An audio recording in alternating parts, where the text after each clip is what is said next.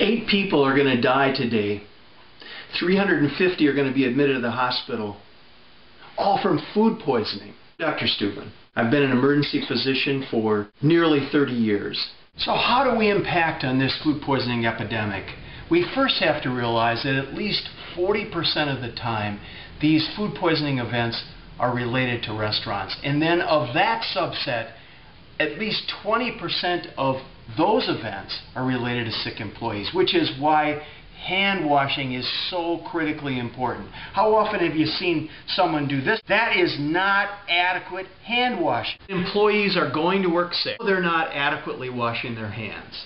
You shouldn't touch ready-to-eat food with bare hands. So this is wrong. By using gloves, we reduce the risk of transmitting disease. But it's really important they be put on correctly. Have you ever seen someone grab into the box, they touch it like this, and now they've contaminated that whole glove? I can't go around and touch doorknobs, I can't touch my hair or my face or my nose or my clothes because these are now clean. Now have you gone to a coffee shop? They'll take them off sometimes like this. They pick it up like this. They pick it up like this. What have they done? They've contaminated the outside of the glass, the inside of the glass, and when I take a drink, their fingers are in my mouth. Or you go to a bar and grill, they're storing bottles inside the ice. The bottle is contaminated. And now you put that in the ice and you've contaminated the ice. 13 out of 25 restaurants had ice that was contaminated with stool bacteria. So what's wrong with this picture?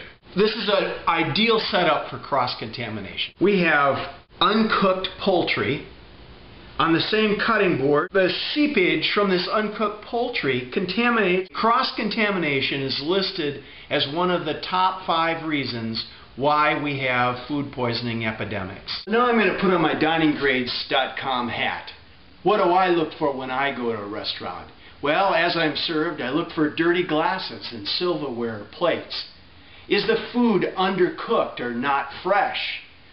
After eating, I walk to the bathroom, I glance at the kitchen, I look for ungloved hands that are preparing or serving my food. Some people think that food poisoning is just a little annoyance. Like they're going to have a little nausea, vomiting, and diarrhea, feel really bad for a day or so, and it's gone. Let's put a face on food poisoning. Let me tell you about Arlene. She was a 63-year-old grandmother. She spent 3 days in the hospital. Years later, she's having 30 bowel movements a day. She says, the food poisoning has changed my life. My life now revolves around my bowel movements. Brianne, the 9-year-old who ate a hamburger. She nearly died. She was hospitalized for months. She needs special care for the rest of her life. My minister said, I've been reading your blog. My father died from food poisoning, he said.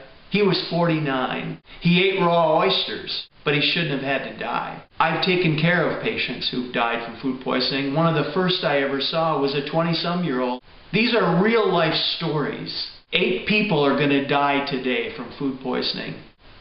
We can make a difference in this epidemic, but time is ticking.